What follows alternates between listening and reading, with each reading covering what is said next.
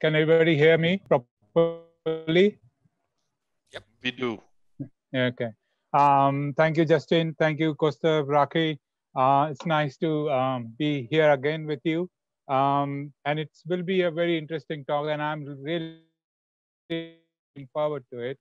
And what a growth the snow leopard community has seen since I began my study. And I realized when we were looking at the references. There were hardly any field studies. There may be a few surveys, few anecdotal information, and very, very little information available. What was available was shikar anecdotes, hunting anecdotes, or veterinary notes from the captive snow leopards, behavioral observations from the captive animals.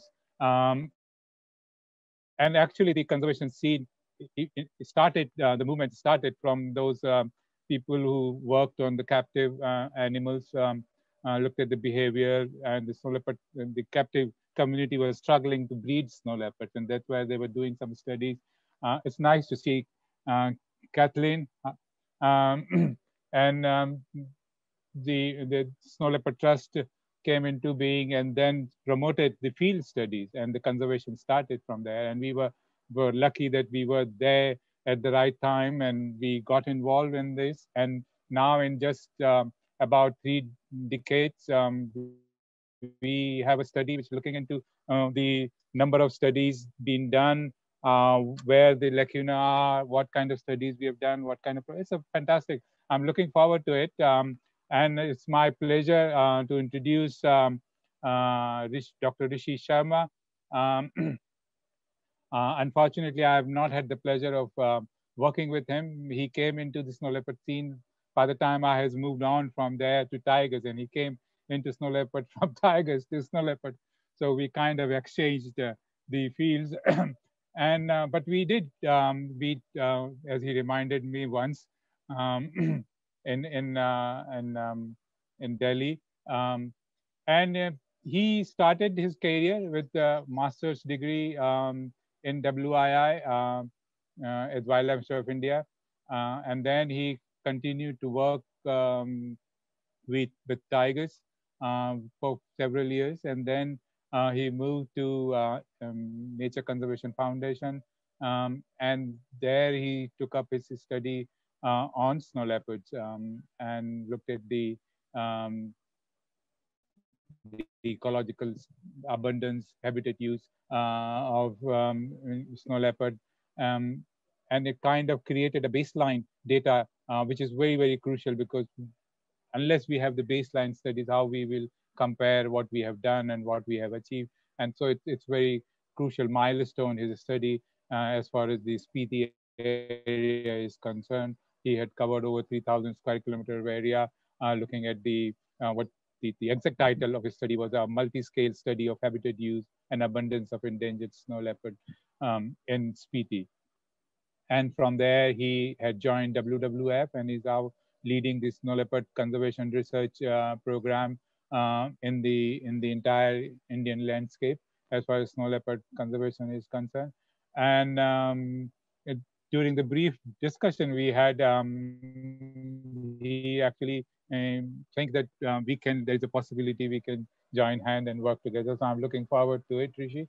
Um, and Rishi's co-author is Rashmi Singh, and I will let Rishi to introduce her, and because he knows her very well. She is from the social sciences background and looked at the conflict in the interaction between snow leopard and humans, and that's very crucial, because when we're looking at larger landscapes conservation, then this dimensions become the key aspect of our understanding. Unless we have that understanding, we will not be able to move forward very effectively. So I will let Rishi take over and introduce Rashmi and study. And I'm really looking forward to listening to your presentation.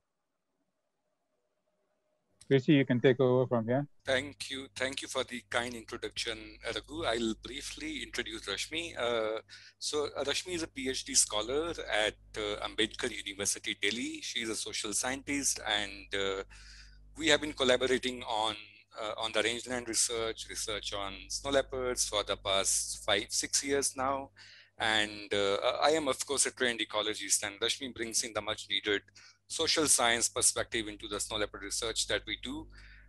So this review, also the study that we conducted, benefited from a lot of insights from Rashmi's thinking on the social dimensions of snow leopard conservation. So let me share my screen with you all now for my presentation. So just give me one moment. Okay. So can you see my presentation? Yeah, yes. Great, okay. So yeah, so basically what I'm going to talk about a review of the state of knowledge in the snow leopard range. So what we did was we looked at past 100 years of research on snow leopards to see what kind of information today we have with respect to the knowledge that we have on the species. And I must admit that it actually began as a curiosity project, but a couple of weeks in it, and it had developed into a full-fledged pursuit that we really wanted to take to a logical end. And it became a very, very interesting journey. So without much ado, I'll jump straight into it. So we know that the snow leopard range is approximately around 1.8 million square kilometers.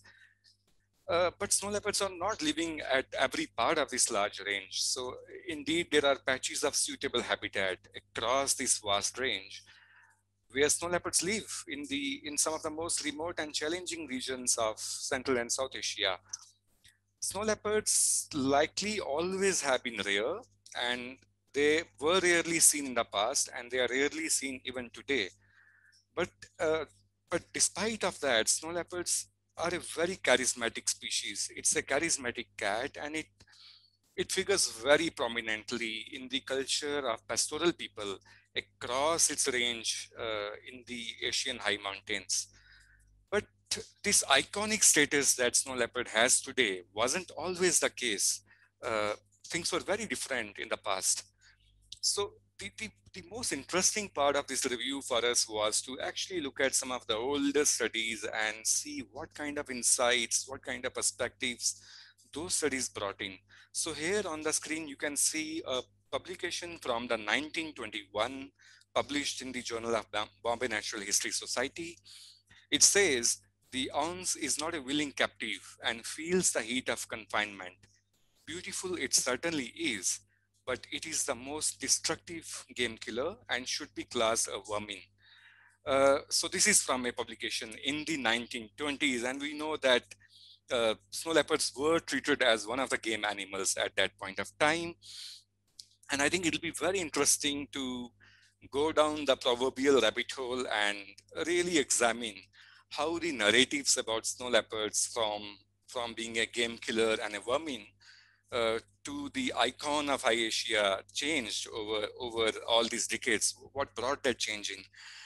So similarly, if you look at another study, it's from the 1930s. It says it's looking at wildlife trade, obviously, and it says imported ounce skins are common in China. So snow leopard was called as ounce. It still is referred to as ounce in many regions. And it says, though the skins are common in the country of China, there is no evidence of its occurrence. And this is not entirely surprising that there was so little information even about the potential distribution of snow leopards back in those days. There were no advanced tools and methods and approaches at that point of time. So it's quite fascinating to dive into what some of the early research brings in, so far as snow leopards are concerned. So, but now thanks to a rapid development in conservation technology, now we have really good advanced camera traps, the radio telemetry has advanced a lot, and even the computational power for that matter, that has actually enabled us to, say, model climate change impacts and use the remote sensing and geographical information systems much more effectively, because we have access to miniature powerhouses in the form of our computers and laptops. This would have been unimaginable just a few decades ago. So there is definitely an advantage that the development of conservation technology has brought in for snow leopard science. So these are some of the important insights from what we already know about snow leopards. Thanks to all the research that has happened on the species, we know that it's the smallest of the big cats. We also know that snow leopards are much more closely related to tigers than any other big cat. We have good information about snow leopard home ranges now, thanks to long-term studies in Mongolia and Nepal. So far as snow leopard numbers are concerned, it's still a guesstimate, but thanks to the conservation community, things are changing. We are really trying to come out with more robust estimates of snow leopard numbers, and the Global Snow Leopard Ecosystem Protection Program, that GSLEP, is playing a really important role in that. A lot of studies on snow leopard diet also show that across the snow leopard range, there is tremendous variation in snow leopard diet. And in certain areas, even up to 80% of snow leopard diet can actually come from livestock. And that's what sort of brings snow leopards into conflict with local people. And some of our research that we did as a collaborative study between WWF and Traffic shows that between 200 to 450 snow leopards are killed annually. This is snow leopard crime. And of these, about 55% of those killing, which is more than half, is actually retaliatory in nature. So that's sort of a revenge killing of snow leopards due to livestock predation. We also now know that more than 80% of the snow leopard range is outside of the protected areas. So it's just about 15 to 20% of the snow leopard habitat globally, which is protected. And even if you look at the protected areas, which are around 170 in the snow leopard range, 40% of them are smaller than the home range of a single adult snow leopard. So I'm bringing out all these facts from the earlier research, and perhaps you can visualize how critical these insights are for snow leopard conservation today. These are really, really useful pieces of information that has emerged from the existing research. So, but then what was the need for us to go down and do a review of snow leopard science? So I'll come to that. So it's not that there has been no synthesis of knowledge on snow leopards in the past. In fact, one of the first global synthesis of information on snow leopards came from the Snow Leopard Survival Strategy, which was produced by Snow Leopard Network and the International Snow Leopard Trust then. It came out in 2003. In 2014, this strategy was revised to include new information to look at what has changed. Especially the survival strategy focuses on what do we know about snow leopards today and what do we need to do to protect the species in the long run. So I was closely involved with the production of the 2014 version of the Snow Leopard Network strategy. And this experience opened a window, a much larger window into the world of snow leopards for me. It was a great experience. But what I also realized from this was that while the snow leopard survival strategies, these two reports or documents, did a great job at assimilating all the existing knowledge from across snow leopard range, it wasn't a systematic review of the snow leopard knowledge. That was lacking. So that sort of compelled us to think about undertaking a review of this nature. And indeed, there is a big push for conservation now in the past 2 decades, especially after the Global Snow Leopard and Ecosystem Protection Program started in 2013. There is a really much needed political support and commitment from the government of the snow leopard range countries now. And this also sort of compelled us to think whether, while there is a lot of attention and focus on snow leopard conservation now, thanks to a lot of efforts happening globally now, but do we have adequate knowledge to really formulate effective conservation programs and policies for this species? So these were some of the reasons that compelled us to think in the direction of a review.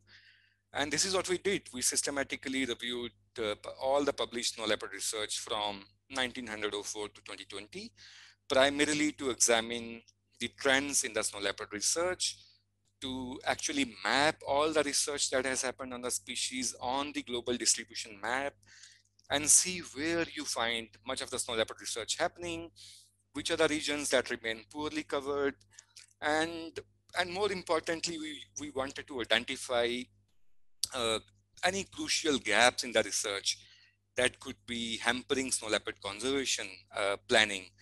So, these were the objectives of our review, and if you look at the results, it's not very surprising indeed. There is a growth in snow leopard publications right from 1970 onwards. If you look at this graph, you can see that snow leopard research sort of picked up pace in the 1970s, and after that, it has almost grown exponentially. There's a rapid increase in the number of studies on snow leopards, and that sort of compels us to think, why is it so? What changed magically in the 1970s onwards? So we did a bit of sort of background research on what would have brought this change. And this is a brief history, sort of, so to say. It's not complete by any means. It's very brief. So you see in the 1973, George Scheller went on to study blue sheep and snow leopards inside the Dolpo region in Nepal. And 1978, Peter Matthiessen, who was accompanying Scheller, came out with his really seminal book, The Snow Leopard, which provided a very detailed account of not only his sort of spiritual journey into the land of snow leopard, but also about George Scheller's research. And in the 1980s, Dr. Raghu Chundavat, who is there today in this meeting, he reported a very startling fact, actually. He was studying snow leopards and high altitude wildlife in the Western Himalayas, in the erstwhile state of Jammu and Kashmir, now Ladakh. And what he found is that much of his study subjects, like more than half of his study animals, were outside of the PAs. And that sort of brought in, that was a game changer thinking in terms of how do we need to, think about snow leopard conservation. Another very important event that has sort of really helped snow leopard research pick up was the foundation of the Snow Leopard Trust by Helen Freeman in the 1981.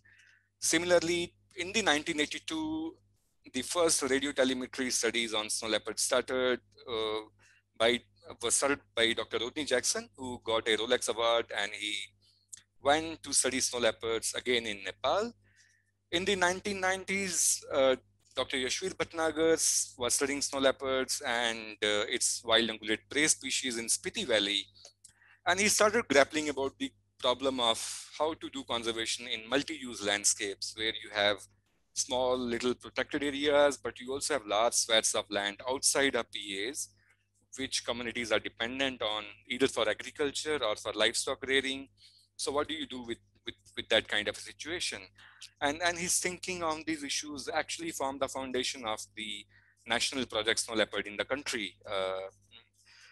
So this is sort of the history of how snow leopard conservation and research was developing in the 1970s and 80s. So in the late 1990s, similarly, Dr. Charudat Mishra, he partnered with local communities and convinced them to leave aside certain areas for wild ungulates. And he has actually documented a beautiful recovery of wild ungulates over a period of years. Similarly, Snow Leopard Conservancy was established in the year 2000, and in 2006, Panthera was established with the aim of conserving world's largest cats, including tigers, snow leopards, jaguars, and lions. So this is a bit of history into what might have propelled the snow leopard research after the 1970s. And I think it'll be great to take a deep dive here and perhaps develop it further. So coming back to the key findings of our work, so when we plotted all the snow leopard research on the snow leopard range map, you can already see that snow leopard research is pretty patchy. It's just few hotspots of snow leopard research. By hotspots, I mean the sites where multi-year research has happened. You can see some of those on the map, which are darker red colors. These include Hemis National Park, Spiti Valley in India, the Annapurna region of Nepal, and the Tos Mountains of Mongolia. Now, of course, there is more and more research happening, so I'm hopeful that more of these long-term sites will emerge in the future. But to sort of summarize what this depicts is that a larger part of snow leopard range, as you can perhaps see in this map, has not been researched. And if you actually put it down to numbers, more than 70% of snow leopard range has remained unexplored or relatively under-researched. So that's where we stand today with respect to spatial spread of snow leopard research in the snow leopard range. Now, if you look at the snow leopard research by the countries, so it looks like that Nepal, India, China, and Mongolia and Pakistan are some of the countries where a lot of snow leopard research has happened in the past. Most of other range countries had less than 10 publications each. But what is also very fascinating to observe here is that there are a lot of multi-country studies that you can see here, which sort of perhaps indicates that there is greater collaboration in the snow leopard conservation community when it at least comes to research.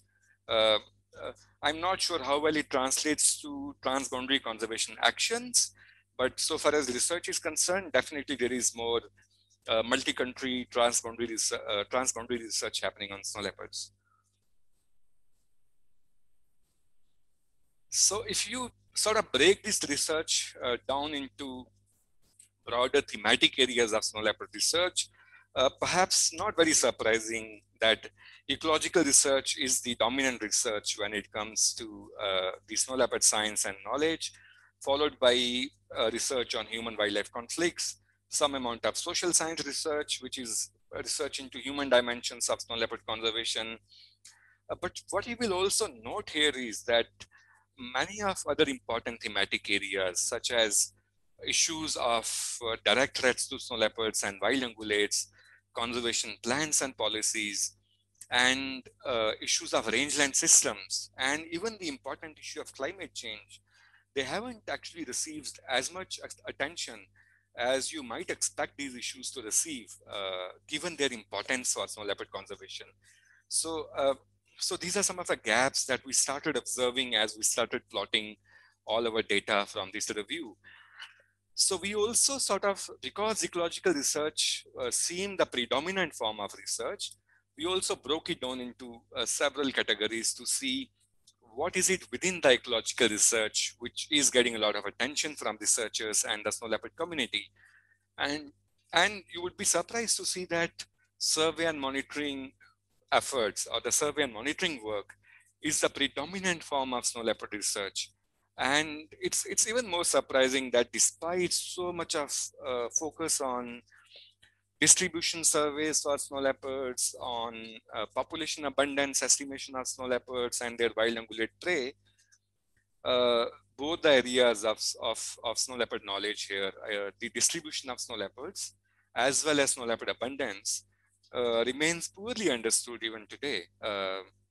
So that's hopefully changing slowly, but it does highlight a major gap in our understanding of snow leopards. So you will also see that, again, many important areas such as snow leopard behavior, the role of protected areas, the movement ecology of snow leopards, effectiveness of conservation actions, population ecology, these are all very important aspects of snow leopard knowledge, which has actually remained under-researched. And even where you see a lot of studies on snow leopard behavior and physiology, a bulk of these studies actually are zoo studies. They are not from the wild. So this is sort of the breakup of the ecological research, so to say. And there is a clear bias towards surveys and abundance estimates of snow leopards. What was even more surprising, and perhaps it shouldn't have been all that surprising to us, was when we started looking at the growth of social science or human dimensions research for snow leopards. And I think when I was narrating what we already know about snow leopards from the existing knowledge, especially the fact that more than 80% of snow leopard range is outside protected area, these are multiple use landscapes where pastoral nomadic communities live along with their livestock. So anyone would be compelled to think that the human dimensions of conservation or the social science research would be a really important part of snow leopard conservation, and developing understanding of how to go about snow leopard conservation in such complex multi-use landscapes.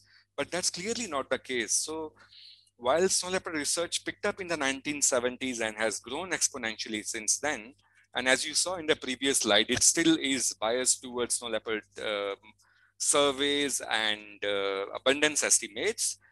The social science research only picked up during the late 90s, and it hasn't really caught up. It has lagged behind ecological research.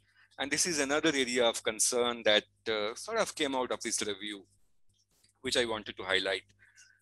So to summarize the key findings of our work, what we found is that studies on snow leopard prey relationships, migration and dispersal, the behavior of snow leopards, their demographic parameters, which we would expect that we would know of by now. Even the role of interactions between free-ranging dogs and snow leopards. Now, all of us know that free-ranging dogs are becoming a huge issue across the snow leopard range. So what role free-ranging dogs and the interactions of wild ungulates and domestic ungulates have in, say, disease outbreaks is again very poorly studied. And as I was mentioning, it's really important to understand how snow leopards are faring in these large swaths of areas outside of PAs, which are multiple use landscapes. But even today, we have very few studies that have looked at snow leopard habitat use or abundance in these multiple use landscapes. It has really received much less attention. And even some of the critical thematic areas which have very, very direct conservation relevance have been poorly researched. Now, these include conservation planning and policies, how habitat fragmentation is impacting snow leopards and wild ungulates, and what actually determines people's tolerance towards snow leopards. If we have snow leopards in large swaths of PAs outside, large swaths of landscapes outside PAs, why are people willing to live with a dangerous predator which potentially kills their livestock and impacts their economy? So we have not developed a really good understanding on those issues as well. These are some of the gaps that emerge from our review. And this is a bit surprising indeed, because as snow leopard conservationists, the audience here would know that these issues are really, really important for snow leopard conservation, and they're obviously significant. Another area which we wanted to highlight especially is that we know that rangelands are actually the bedrock for snow leopard conservations. There won't be any snow leopards or pastoral systems without the rangeland systems. But snow leopard conservation community or the research community haven't paid much attention to rangeland ecology per se. There are indeed studies on snow leopard distribution, on human-wildlife conflict, on some studies on attitudes and perceptions of people, but getting into a really in-depth understanding of rangeland ecology, how do you reconcile livestock production and conservation in these large landscapes where people are dependent on these landscapes for their livelihood? I think that's another area which is a major gap in our understanding.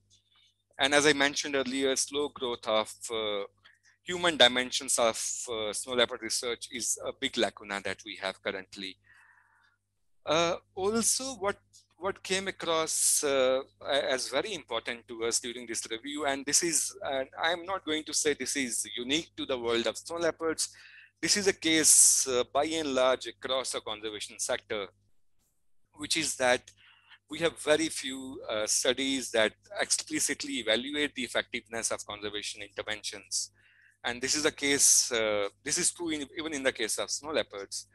And this does indicate a major sort of lacuna in our understanding. And I think this lack of evidence of how effective some of even the commonly used concurrent interventions are is a big limitation in sort of supporting snow leopard conservation. So this lack of empirical evidence is a big lacuna we have, which we need to pay attention to.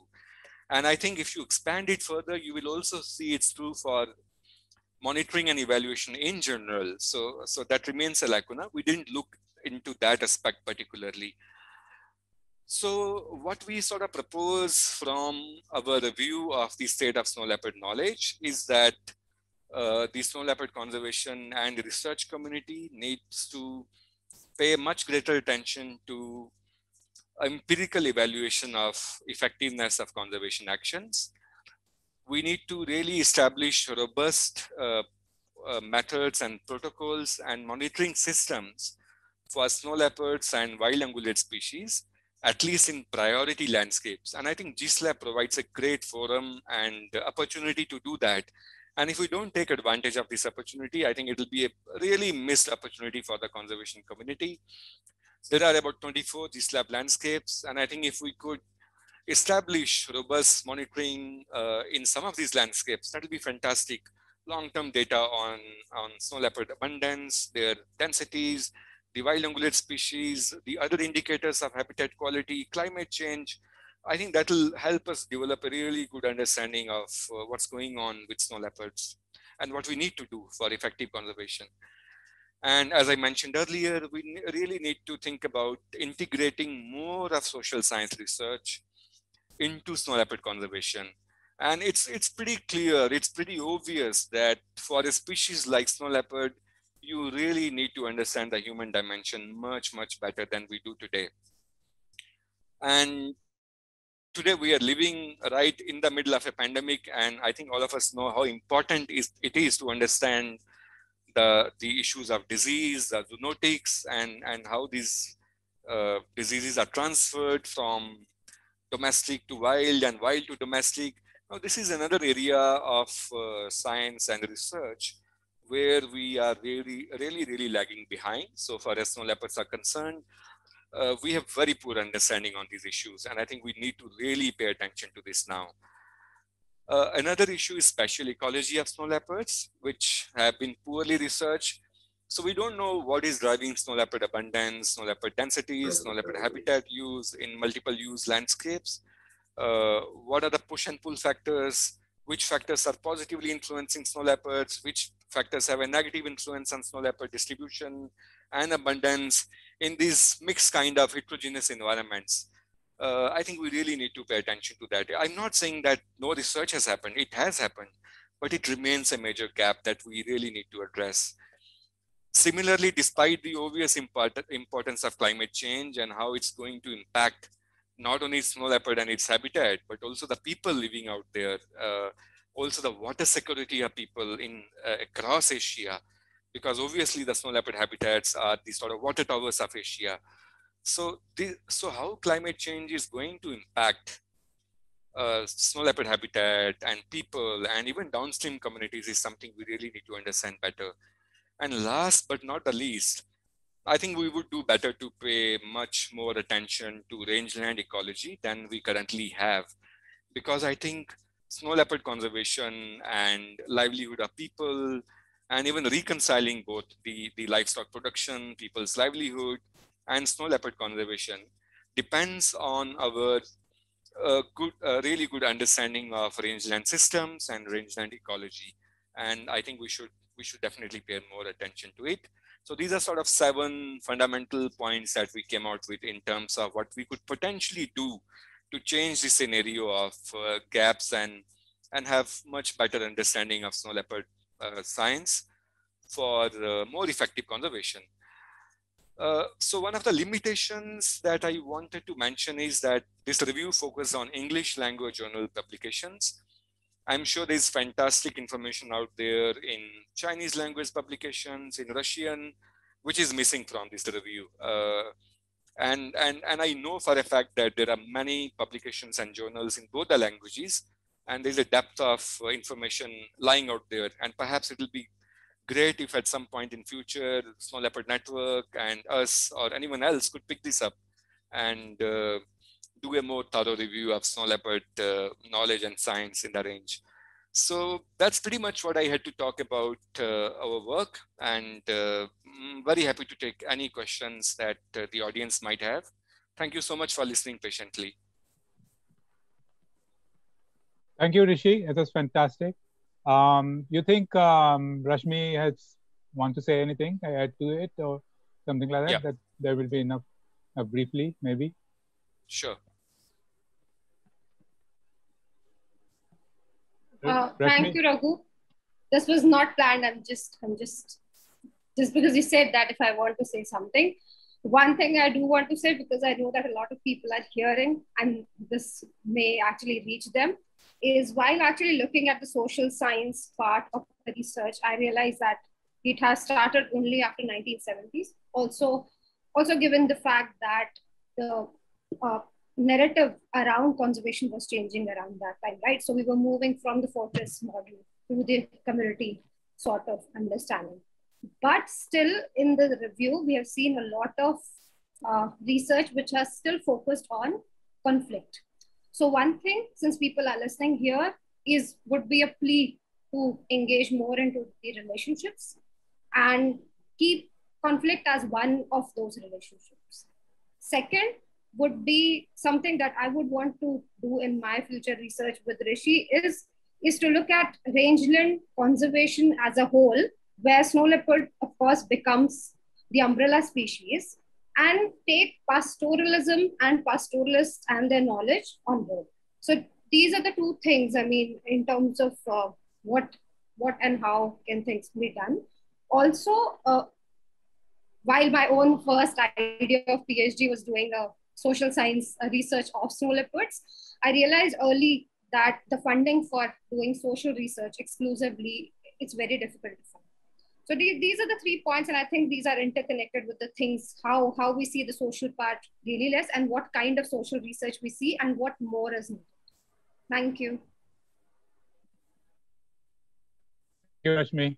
And I completely forgot at the beginning to ask you if you had any questions. You can send it on the chat and address it to Kaustubh, and then we can have that on the screen, and Rishi and Rashmi can then take on. And Rashmi, just to comment on what you said, you know, one of the reasons, there was a time we were a generation of wildlife biologists where the social scientists were no to. They were on the other side of the fence. We were on this side of the fence. We were untouchables to each other. We hardly spoke and discussed, and it was terrible. Fight used to take place. Discussion used to get very heated.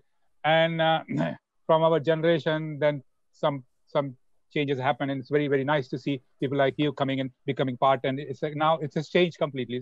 You're in a generation where it is realized that these studies and these social science is very, very crucial if you want to achieve anything as far as the wildlife conservation is concerned. And maybe because of that kind of stand we have taken in the early 70s and 80s, we had hardly any studies in wildlife looking at the interactions and as a possibility of having wildlife in human-dominated landscape.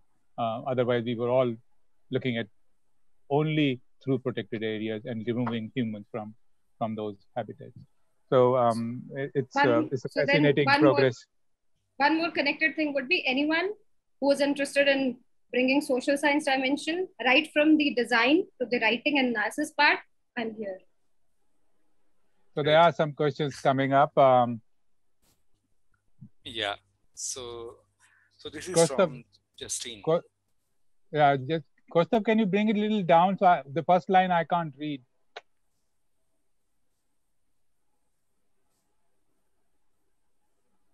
That's okay. Better. Yeah. So Rishi? Yeah, so that's a very interesting question, Justine, and I think this should be explored.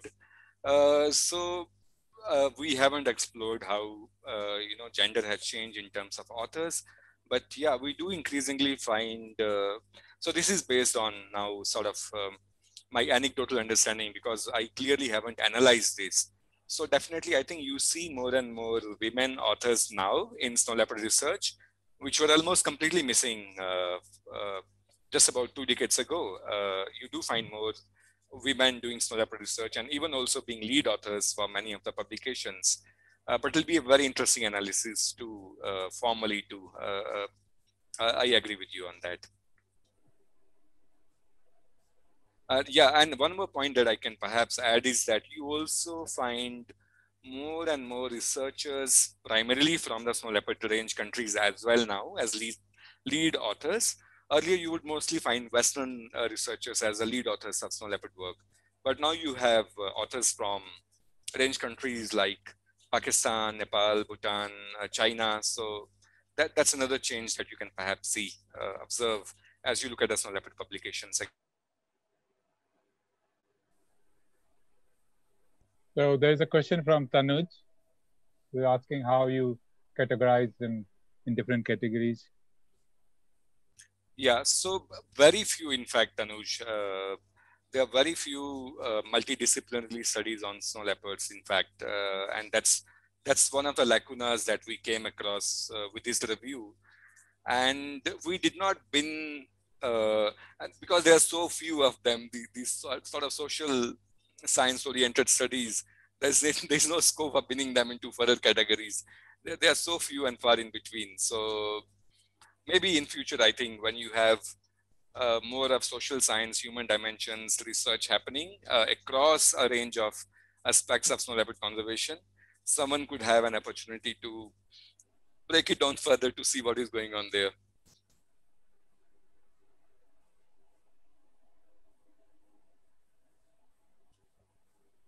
Any more questions, Kaustubh?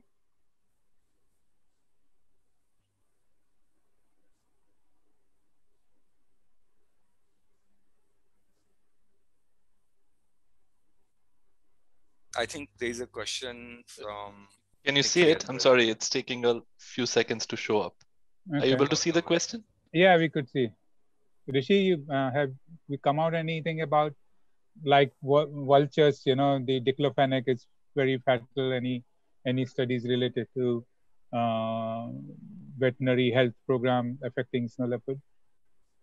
I don't think so. I mean, we didn't come across any studies that have particularly looked at any impact of livestock medication on snow leopards or even vultures, for example, in the snow leopard range. We haven't come across anything of that sort so far.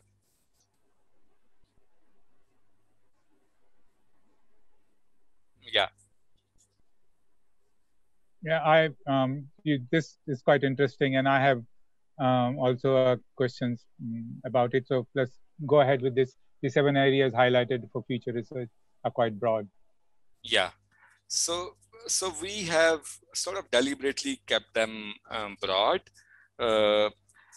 not because there are several aspects to these area. I mean, within these thematics, you could have several priorities, and that's something that one could do. I think that's pretty much possible to do, but I think it's also important to develop a very general overall understanding. For instance, if you look at what we have sort of proposed as future direction in terms of looking at rangeland ecology, that's indeed very broad. So if I were to pick, as a snow leopard conservationist or a biologist, if I was to prioritize something in a rangeland ecology system, I would definitely prioritize looking at, say, the carrying capacity of a rangeland system for wild ungulates and livestock, and to see under what conditions you can possibly reconcile livestock production with wildlife conservation. So I think it's possible to sort of hone into more specifics even within these broad thematics that we have proposed. Rishi, I will come back to this hotspot thing a little later, but let's take the questions with our audience had. So Eliana is asking something. It would also be interesting to see if any poisoning regimen have an impact on snow leopard populations, such as those for marmot and pikers. That's interesting. And if anything you come across? So definitely, I think poisoning is sort of one of the ways many of the local communities retaliate when livestock predation happens. And that does affect snow leopard populations. So, I mean, I think I mentioned during my presentation that between 200 to 250 snow leopards are killed annually, and more than half of those are actually retaliatory killings. So far as poisoning of marmots and pikers are concerned, I think there's a very interesting study from China itself that has actually criticized the government policy of large-scale extermination of pikers, and actually taken a deep dive into understanding how extermination of pikers at a large scale, because they were thought to be competitors for wild ungulates, destroying the grassland systems, has actually destroyed the grassland systems and impacted them negatively. So I think I could share that publication with you if you're interested in that. And which are the areas where you, through the literature, you come across where the poisoning of prey species happens? Is it very few? In fact, this is another major gap in our knowledge of snow leopards, in the sense that information on snow leopard crime is very hard to come by. So even the traffic WWF report, which I was referring to, is largely based on some data that some researchers have collected, primarily through market research and market surveys at a great risk to their own personal safety, but also from expert opinion from across the snow leopard range. So there is very little information on the actual extent of snow leopard crime and what actually is going on there. Now there is a question from Yashvirji.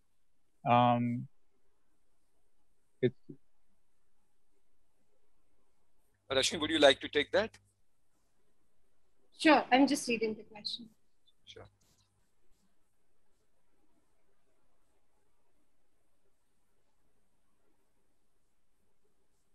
How is wildlife conservation aspect going? Yeah, it has actually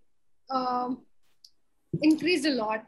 I mean, I've been interested in animal geography as one of the disciplines that I really follow. And it has gone really, so research is coming every day about human relationships, and not only the wild spaces, but also in the urban spaces. So the wildlife conservation growth in social science is indeed increasing. However, it remains a challenge, as I said before, because of the funding and also because of this divide of ecologist and social science. But I also personally believe that none of these two can work by themselves. And I think collaboration is the best way possible for conserving rangelands, snow leopards, and pastoral. Thank you, Yashvirji.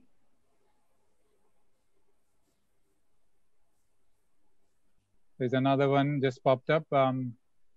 It's very long. It will take some time to read. I had read this question as I was writing the response.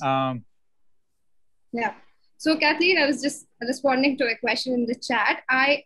I personally don't think that it's the missing motivation of human community. I think that instead of the methodologies that we have in ecology, social science needs a first level of understanding of the social components, then the ecological components, then the economic components. And we need a holistic understanding to design a social study, right? And I've seen a lot of people, and I feel nice that people in ecology and people in wildlife biology, they're trying to do the social science. However, I believe that having collaboration of somebody who has been trained in doing social science and how the methods or the survey should be designed would make a lot of benefits to such kind of stuff. So I don't think it's a motivation problem. I think it's the motivation of collaboration and the motivation of funding social scientists. That's the And I think over the generations, now the new generation is providing that space for social scientists to come and participate, and like you join together and working. In our generation early on, it was not possible. So there's generational changes happen, I think.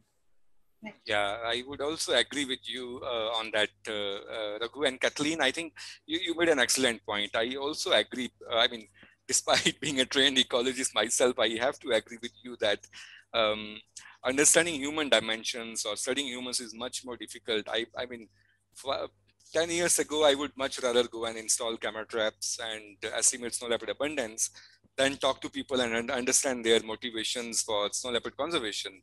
And that is changing, thankfully. I see a change. So we hope that this would reflect in snow leopard science also in the near future. Costa, how are we doing with time? Okay, there's another question. Costa, are we good on time? Yeah, you have. Sorry, it takes me a while to get hold of the multiple that. controls. But yes, we have time. We have time. Don't worry. Yeah, here it is, our result. Okay. Is it Christy William or? This is Christy Sylvia. Christy Sylvia. Did you find that priorities or focus themes of funding agencies define the directions for snow leopard research over the years. Okay, so it might have. I mean, we can't deny that, and obviously, with time you see certain issues or certain aspects of conservation do get more attention. They do get picked up. But if you look at the longer view of snow leopard conservation, we are talking about 100 years of snow leopard research here.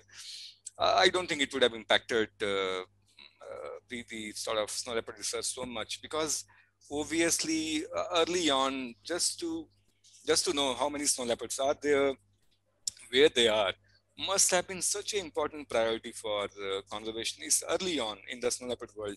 Today it looks very simple and straightforward, but it must have been a very difficult question to grapple with in the 1960s or 1970s, and I'm sure Dr. Raghu Chundawat can sort of add to that. But I can't deny that funding agencies won't sort of influence what kind of research happens. It very well might have some influence. Kostav, is there any questions? Otherwise, I have a few questions. I can then take it, or I think we'll keep having questions, sir. You might need to make your time to ask the question the moment you feel. So I will. There's one more which has come in. Quickly. Otherwise, I can talk to Rishil separately. But the thing is that the hotspots I was thinking, and they are very crucial. And I was just hotspots based on the work which has been done and research over a long-term period, because they create the baselines. And I think that's very crucial. As you said, that one of the lacuna was about not many studies to look at the effectiveness of it. And so wherever we have those baselines available, those could be identified as some of the baselines for funding agencies, so that people can go and look at, revisit those areas and see what was the situation, how has happened, and what kind of work. So those are things we can help through this your study, that identify hotspot based on baselines studies that's available to us. So that's something which I was thinking. The other thing which I was thinking, you had a graph of the time scale, and I was very keen to look at the time scale graph with some focus research works being done, and and how it has been impacted by when the technology has come, or the theoretical progress has been made, like when the capture recapture model came, how the monitoring and abundance and that have shifted, and then when the occupancies theoretical model came, how does it change? When the camera trap came, how it has changed, and how it has progressed, and what's happening in the future, and identify some of the areas which have been missed out by the theoretical progress and technological advancement. So maybe that's something of progress for us to identify the areas where we need theoretical work, or we need technological support system. Some of the things in this review, if we can bring it out later on, something like that, it will be very, very interesting. And the third thing which I wanted to know was, in the peer-reviewed, what did you include? Did you include proceedings, books, PhD thesis, master thesis, and things like that? Okay, so I'll try and respond one by one. So thanks, Raghu. I think you made some really important points, and I would be myself very keen to look at sort of the parallel growth in research with sort of technical innovations in analytical tools and methods. Now, for instance, a big one has been a really great growth of genetic research, which has been sort of facilitated by a lot of cutting edge breakthroughs in the field of genetics. So I think it'll be nice to perhaps simply plot these historical events in the development of technology and tools and techniques, and how that possibly impacted snow leopard science and conservation. So point well taken. I think we should do that. If not us, someone else should do that perhaps. But yeah. So sorry, I missed something else. Your last question was, can you please repeat that? The last comment about the peer review, do you include proceedings, MSc, yeah, masters? So that's how we started, in fact.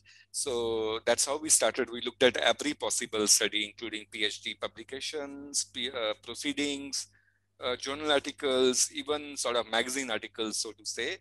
But then we have to, so we decided to focus on peer-reviewed, published journal papers only after a point of time, because there was a lot of sort of difference in the quality of outcomes from various kind of publications.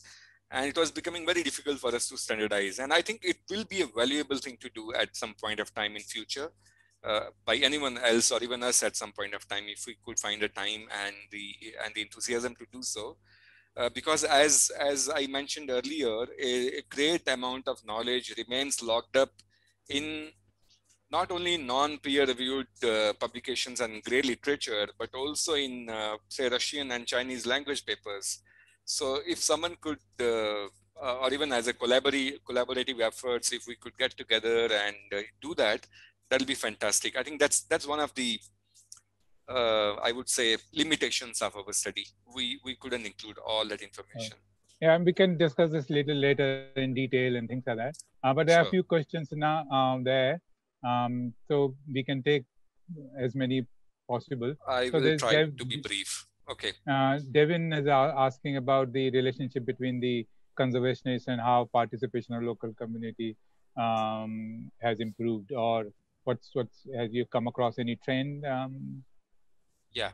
So Devin, you're right. It's changing with time. I think there is a much better understanding today in the snow leopard conservation community, even the community of biologists and conservationists, that we need to work better with local communities, and I think that is changing on the ground. You definitely see that change.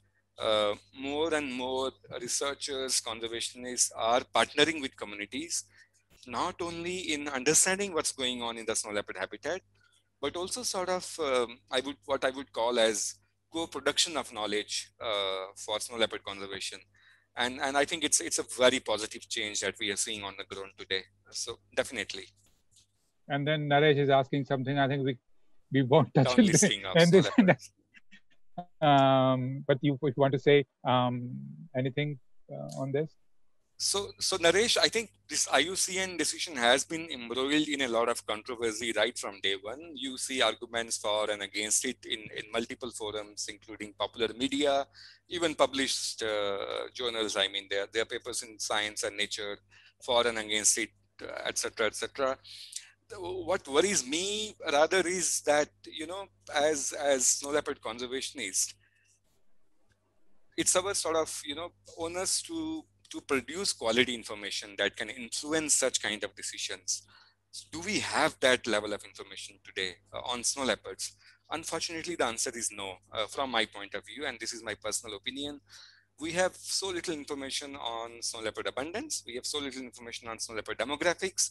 So it's a big lacuna, I think. And that's why you see today a lot of focus GSLAP has on is now a multi-country effort for better understanding of snow leopard population densities.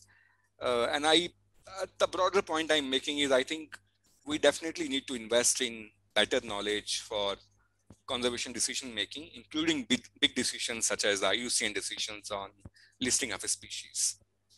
I won't take a stand for or against it at this forum. I'm sorry. Kaustav, do we have time to take?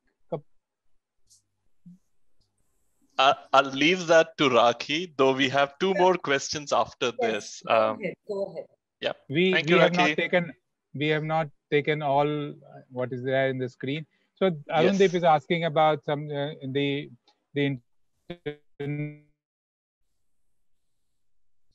research programs internationally simultaneously happening. What's the situation? How it's progressed over the years?